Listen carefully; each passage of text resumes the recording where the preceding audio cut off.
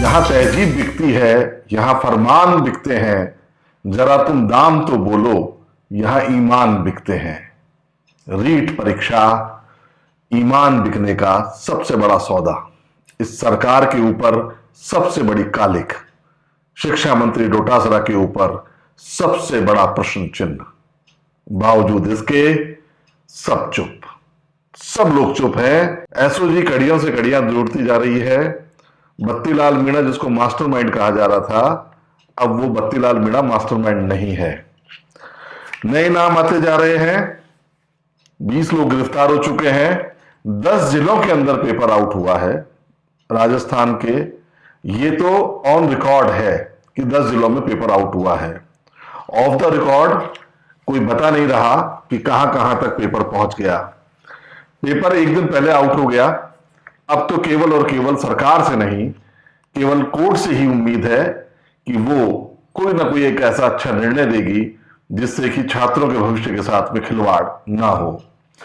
ये अगर आपने देखा हो तो जो शिक्षा मंत्री हैं डोटासरा, जो प्रदेश कांग्रेस के अध्यक्ष हैं, ये विवादित ही रहे हैं। जब से इन्होंने अपना शुरू किया है राजकाज, तो ये विवादित ही रहे हैं। इस बार तो इन्होंने हद ही कर दी है। शिक्षा मंत्री डोटासरा, जो प्रदेश कांग्रेस के अध्यक्ष भी हैं, अपने बयानों से किरकिरी करवाते हैं, अपने कार्यक्रमों से कांग्रेस की किरकिरी करवाते हैं और अपने कामों से भी ये किरकिरी करवा रहे हैं। मैं आपको इस छोटे से वीडियो में ये बताऊंगा कि आखिर डोटासरा का जाना कैसे तय है। मतलब जहां तक राजनीति की बात है, डोटासरा कंटिन्यूस प्रदेश कांग्रेस के अध्यक्ष भी नहीं रहेंगे और बमुश्किल अगर अशोक गहलोत उनको अपने पास कैबिनेट में रखते हैं तो निश्चित रूप से अशोक गहलोत को भी उसका खामियाजा भुगतना पड़ेगा। कैसे?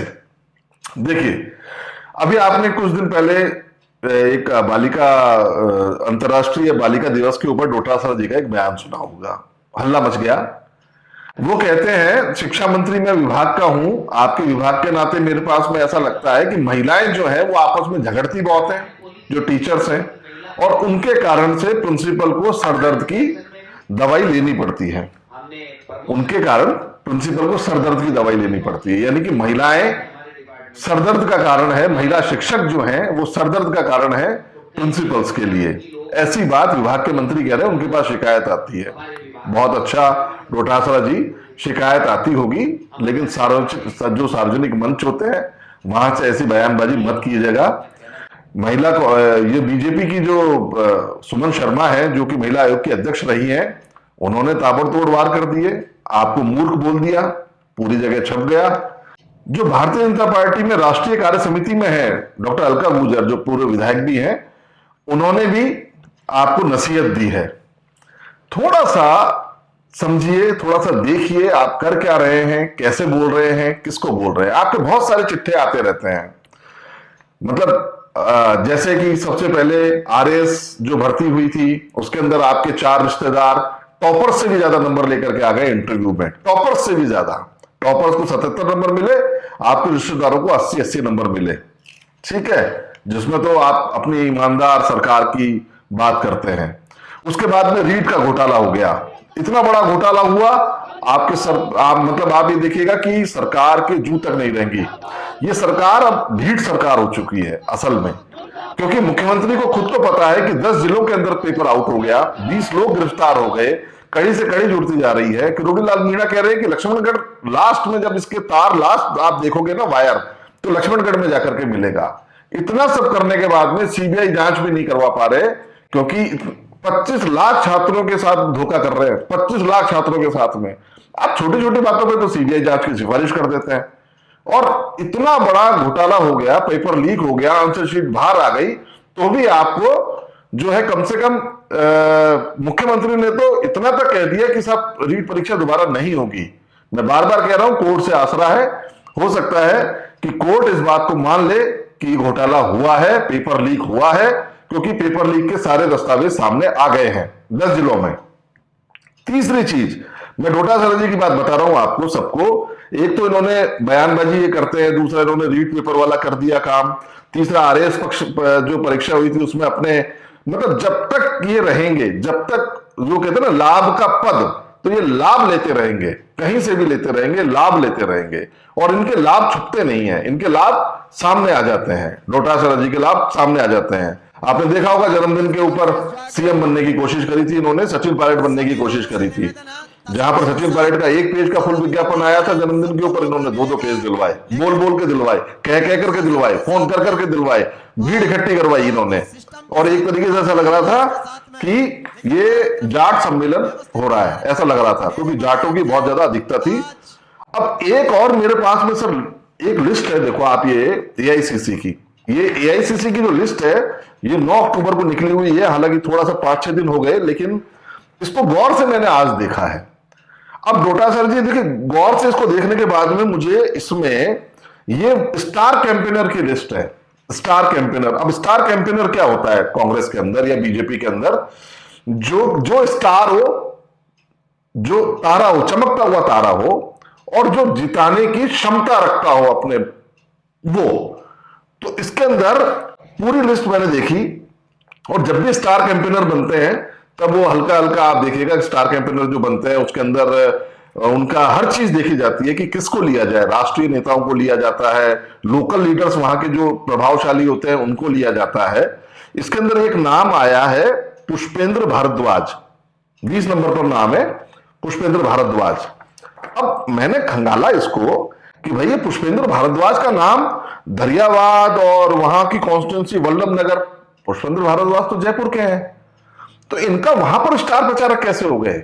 स्टार प्रचारक का मतलब आप समझते हैं? इसके अंदर अजय माकन है, अशोक गहलोत है, गोविंद सिंह डोटासरा है, सचिन पायलट है, रघुवीर मीणा है, उन सबके साथ में पुष्पेंद्र भारद्वाज कहां से आ गए?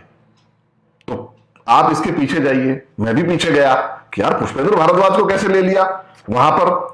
तो पता लगा कि अभी कुछ दिनों पहले कुछ कांग्रेस में भी हमारी बात हुई, चर्चा भी यह है कि पुष्पेंद्र भारद्वाज सीपी जोशी के भी करीब हैं और डोटासरा के भी करीब आ गए। और डोटासरा के करीब आ गए तो इतना करीब आ गए कि इनकी डिजायर जो टीचरों की ट्रांसफर की हुई, विधायकों के जो काम है, विधायकों की जो डिजायर है उसमें तो ट्रांसफर हुए नहीं, और पुष्पेंद्र भारद्वाज की डिजायरों पर ट्रांसफर जयपुर के अंदर हुए। आप आराम से समझ सकते हैं कि अगर विधायक के डिजायर पर ट्रांसफर नहीं हो रहे हैं और पुष्पेंद्र भारद्वाज की डिजायरों पर ट्रांसफर हो रहे हैं, तो दाल में काला है या दाल ही काली है, यह समझ लीजिए आप। दूसरा, फिर हमें बताया गया कि साहब ये ब्राह्मण नेता के रूप में जो है इनको लिया गया है, स्टार प्रचारक। जो भाई समर्थक भी तो होते हैं डोटासरा जी के। स्टार प्रचारक की लिस्ट कैसे बनती है? स्टार प्रचारक की लिस्ट बनती है, ये एआईसीसी और की तरफ से नाम आते हैं कि भाई इनको रखिएगा, पीसीसी अपने नाम भेजती है, दोनों मिलाकर के संगठन के जो मुखिया होते, संगठन सचिव होते हैं, वो लिस्ट को निकालते हैं। तो डोटासरा जी ने इस बंदे का नाम भेजा पुष्पेंद्र भारद्वाज जी का। तो पुष्पेंद्र भारद्वाज जी के साथ में है कि ये तो खुद चुनाव हार चुके हैं, यहां से जयपुर से खुद चुनाव 30,000 वोटों से हारा हुआ व्यक्ति, और ब्राह्मण नेता के रूप में कैसे आप कर सकते हैं? ब्राह्मण नेताओं में तो जो जीते हुए लोग हैं, जैसे अब इसके अंदर आप देखेंगे कि महेश जोशी खुद जीते हुए हैं ब्राह्मणों के अंदर। ब्राह्मणों के अंदर बहुत सारे नेता हैं जो जीते हुए हैं, भंवरलाल जी हैं, सब लोग हैं, लेकिन वो कोई स्टार प्रचारक नहीं है। पुष्पेंद्र भारद्वाज स्टार प्रचारक बन गए। तो देखिए मदद अब ये होती है जुगलबंदी। भाई डोटासरा जी के साथ जिसकी अच्छी पड़ती है उसका वो नाम कहीं ना कहीं फिट कर देते हैं। तो इसी को कहते हैं लाभ देना, अपने लोगों को लाभ देना। लेकिन आप प्रदेश कांग्रेस के मुखिया हैं, आप ये छोटे छोटे लाभों को देखेंगे तो आप चुनाव हारते जाएंगे या आप कोई ना कोई समीकरण बिगाड़ते जाएंगे। आप क्या करते हैं कि आप अपने लोगों को बढ़ाने के चक्कर में और सबको दूर करते चले जाते हैं। ठीक है, अब आपको राजनीति, आप 3 बार के एमएलए हैं, एक बार आप चीफ व्हिप बन गए थे पिछली बार, इस बार आप पीसीसी चीफ बन गए हैं, लेकिन आपकी जबान हमेशा फिसलती रहती है। आपके काम ऐसे हैं जिसके अंदर ऐसा 100% लगता है देखने से कि आप अपने पद का दुरुपयोग करते हैं बार बार। और तीसरी चीज ये लगती है कि आप लायक को, जो लायक होता है उसको जो है लाभ नहीं देते और आप गैर लायक व्यक्ति को आगे करने की कोशिश करते हैं। राजनीति में होता है ये सब, लेकिन दिखना भी जो दिख जाता है ना, आप बहुत कोशिश करते हैं कि ऐसा ना हो, लेकिन आप ये सब करते रहते हैं।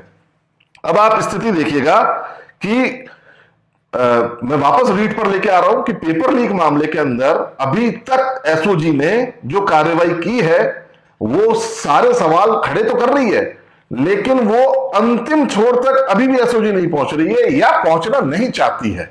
देखिए, जब तक सीबीआई जांच नहीं होगी इस चीज की, सीबीआई जांच होगी तो सब पता लग जाएगा डोटासरा जी कितने साफ हैं या कितने धुले हुए हैं या पाक हैं, ईमानदार हैं या नहीं है, ये तो सब सीबीआई पता कर सकती है। क्योंकि आपकी स्टेट की पुलिस तो आपको पता नहीं कर सकती, क्योंकि आप तो खुद मंत्री हैं, आप पीसीसी के चीफ हैं, आपके खिलाफ तो ऐसा कोई लोकल पुलिस तो नहीं कर सकती काम, ये तो तय बात है। तो अगर आपको भी लगता है कि आप बिल्कुल बेदाग हैं, एक बार ऐसे ही महिपाल मदेरणा जी को भी लगा था कि वो बिल्कुल बेदाग हैं, फिर अचानक उनके ऊपर दबाव पड़ा, सीबीआई जांच की सिफारिश हुई और पत्ते खुलते चले गए। इसी तरीके से आपको भी अगर ऐसा लगता है कि आप बेदाग हैं तो आप मुख्यमंत्री जी को जाके कहिए सर करवा लीजिए सीबीआई जांच, इसमें क्या है, दूध का दूध पानी का पानी हो जाएगा।